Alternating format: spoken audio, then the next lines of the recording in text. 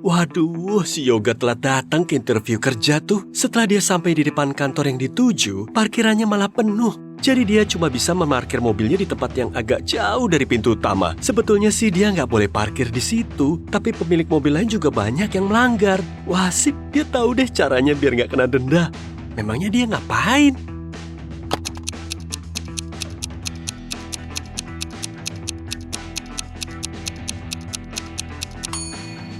Mengambil surat tilang di mobil lain, lalu menempelnya di kaca mobilnya, biar seolah-olah dia yang kena denda. Yulia bikin kue muffin kesukaannya saat ikut kontes masak-masak. Dia berusaha sebaik mungkin agar muffinnya enak. Tapi saat mencoba makanannya, para juri memperlihatkan ekspresi aneh lalu meludahkan kue itu. Rupanya, ada orang jahil yang udah nuker gula di kue Yulia dengan garam. Yulia langsung sadar kalau dia nggak akan mungkin memenangkan kontes ini. Tapi seenggaknya dia bisa tahu biang keroknya. Dia punya 3 pesaing lain di kontes itu. Wawan bilang saat itu dia nggak ada di dekat kue Yulia. Dia lagi buru-buru belanja sejumlah bahan yang belum sempat dia beli. Ambar menjelaskan dia lagi bikin topping untuk kuenya. Lalu Diana bilang dia lagi sibuk membaca resep karena langkah-langkahnya sangat rumit banget. Jadi dia perlu teliti. Yulia langsung tahu pelakunya. Apakah kamu mengetahuinya?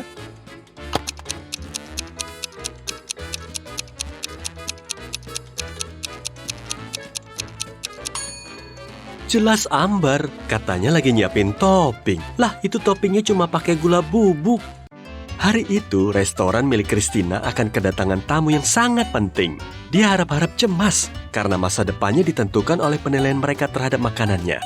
Jadi semuanya harus sempurna. Sejam sebelum para tamu datang, baju chef putih yang akan dia pakai malah kena bekas lapak tangan. Noda itu ternyata cuma saus tomat.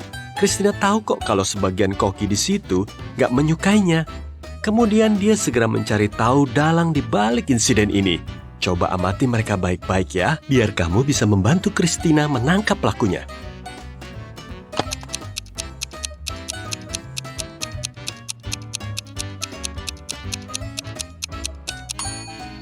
Lihat deh, di tempat sampah ada sarung tangan bernoda merah. Dan koki di sebelah kiri gak pakai sarung tangan. Padahal koki lain pakai. Pasti dia nih pelakunya. Karena lagi ngambek sama putra pacarnya, Nancy minta putus lewat email. Tapi sejam kemudian dia menyesali tindakannya. Karena putra ternyata gak bersalah. Dia harus segera menghapus email itu dari komputer pacarnya.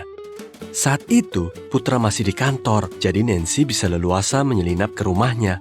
Tapi komputernya di-password. Pasti passwordnya nama dia sendiri. Putra kan sayang banget sama dia, tapi ternyata bukan. Oh iya, dia ingat. Setelah nyoba ngetik passwordnya, ternyata dia benar. Coba deh amati baik-baik kombinasi password yang muncul di layar. 1, 2, 3, 4, 5, 6, 7, 8, 9. B, R, Y, M, P, N, A, C, B.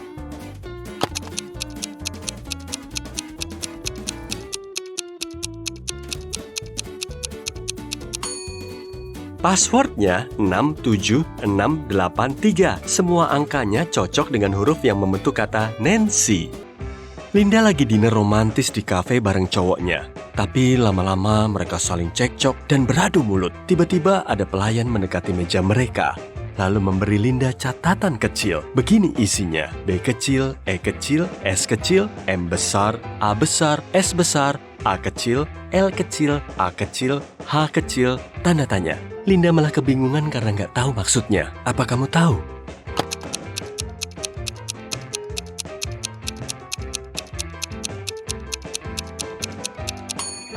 Si pelayan khawatir dengan kondisi Linda, makanya dia nyoba nanya, masnya bermasalah?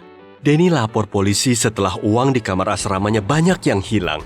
Dia mencurigai tetangganya sebagai malingnya. Polisi pun langsung ke TKP untuk menginvestigasi. Debbie, seorang desainer, menjelaskan, saya begadang semalaman buat nyelesain proyek penting.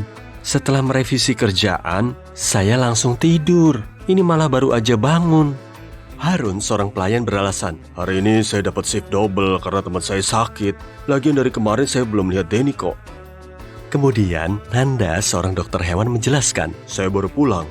Tadi ada pasien yang mendadak nggak enak badan, jadi saya harus segera ke rumah sakit untuk merawatnya.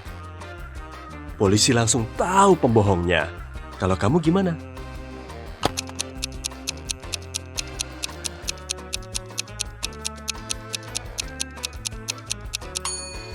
Nanda yang udah nyuri uang itu. Dia hanya ngarang cerita tentang pasien yang menghubunginya. Dia kan dokter hewan. Lihatlah ketiga cewek ini baik-baik ya. Menurutmu kucing itu punya siapa sih?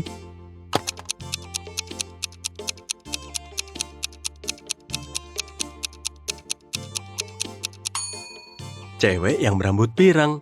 Bajunya robek tuh kena cakar anabul. Apa maksud dari teka-teki ini? SER1IBU.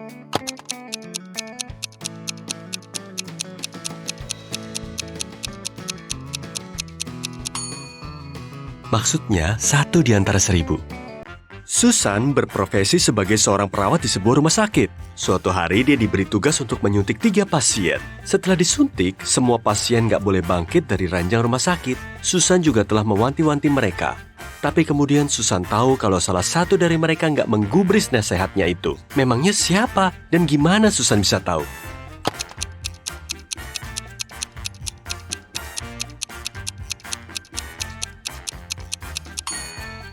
Cowok di sebelah kiri, HP-nya sudah dicas stop kontak padahal soketnya berjauhan dari tempat tidurnya. Johnny lapar berat. Dia mengambil bahan makanan, membuang bagian luarnya kemudian memasak dalamnya. Setelah matang, bagian luarnya dia makan dan dalamnya dia buang. Memangnya dia makan apa sih?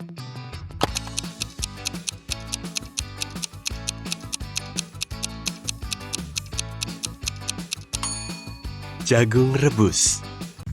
Jerry seorang penyelundup barang antik. Kali ini dia membawa guci kuno yang indah. Gak perlu nunggu lama, dia sudah dapat calon pembeli. Nah, sesuai kesepakatan, dia perlu menaruh guci itu di bangku taman. Setelah semuanya beres, dia segera ngumpet di balik pohon.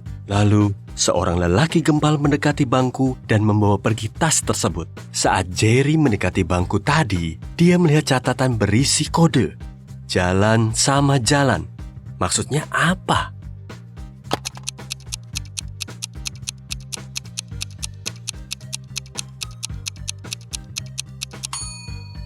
Dalam sekejap dia tahu kalau maksud dari kata itu adalah simpang jalan.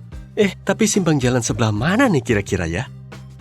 Setelah mengamati sekeliling, dia melihat ada hotel modern, namanya Simpang Jalan. Jerry langsung menuju hotel itu. Setelah menyebutkan namanya ke resepsionis, dia malah dapat catatan lagi. Di dalamnya ada 3 huruf, F, B, D. Setelah berpikir sejenak, dia bisa menebak nomor kamar itu. Apa kamu tahu?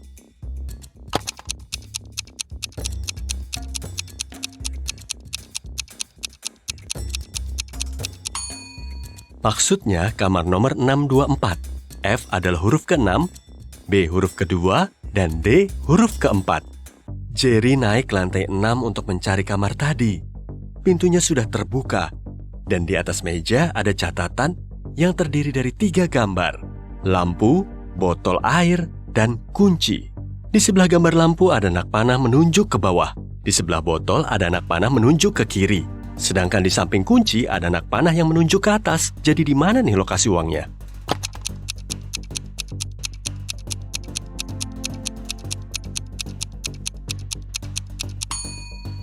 Di bawah bantal sofa.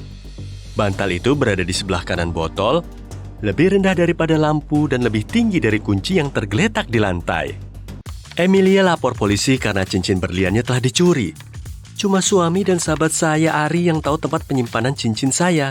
Beberapa waktu lalu suami saya sedang dinas keluar kota selama 3 minggu dan cincin itu masih ada di tempatnya. Pasti Ari yang sudah nyolong cincin saya itu, Pak. Detektif menanyai Ari. Saya nggak tahu menahu soal cincin itu kok, Pak. Buat apa juga saya macam-macam sama teman sendiri. Saat itulah ketika si detektif melihat kotak perhiasan di atas rak. Boleh saya cek? Wah, isinya ternyata cincin berlian. Cincin ini warisan dari kakek buyut saya. Dia membawanya dari Eropa berpuluh tahun lalu. Saya juga punya dokumennya kok. Setelah mengecek dokumen itu, detektif langsung tahu kalau Ari berbohong. Kok dia bisa tahu ya?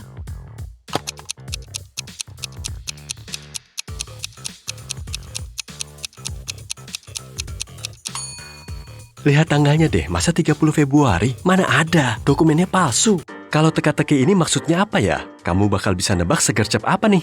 Laut? Dunia?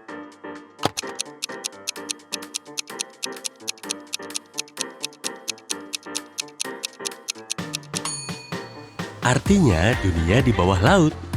Saat lagi di Padang, Alia nginep di sebuah hotel, tapi kamarnya dibobol seseorang dan semua barang berharganya lenyap.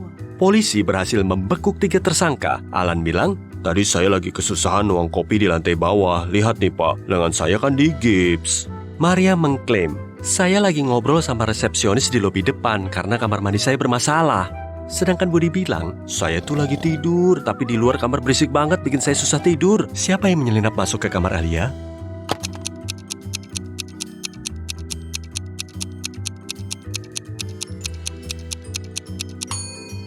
Alan.